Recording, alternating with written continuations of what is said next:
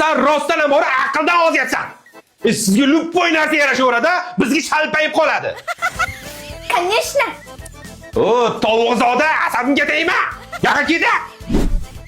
Dadasi, Ha, hozirgi zamonaviy psixologlarning fikricha, onangning guli yana boshlandi. Nima debdi o'shalar?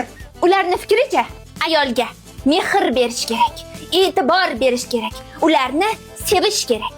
Ha, biz nima qilyapsiz? Yer og'daryapsizmi? Yo, qoplab kartoshka tashiyapsizmi? Musurgacha o'zim to'kkalaman-ku. Sevgini musulga nima aloqasi bor? Siz meni diqqat bilan eshiting-da. Sevmay ol. Psix. O'zingiz psixsiz. Ayol kishini boru ardoqlash kerak, qo'lida ko'tarib yurish kerak. Yo'q, boshida ko'tarib yurish kerak. Onasini yemsan.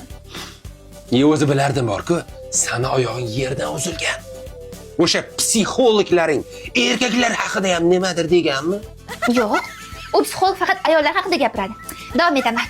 Xullas, ayol kishini oddiy kunda ham aylanishlarga olib chiqish kerak. Har xil narsalar olib berish kerak. Og'zidan chiqqanini muhayyo qilish kerak. Yo'q, har tug'ilgan kunida niyabichni sovg'alab bersam, har hafta zadarka borib maymunni ko'rib kelsa, shaharda kirmagan teshigi qolmagan bo'lsa, yana nima qilib beray?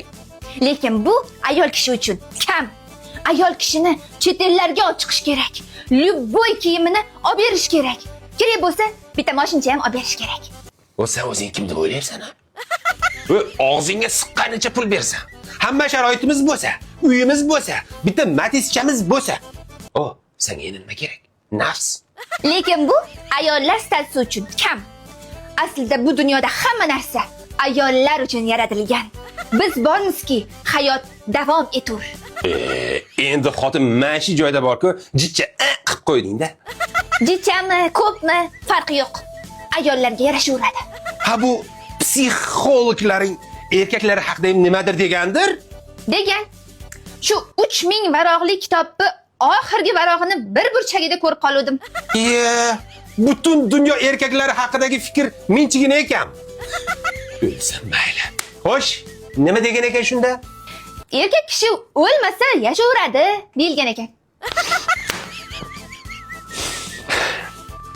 O'zing ketasan yo borib qo'yaymi?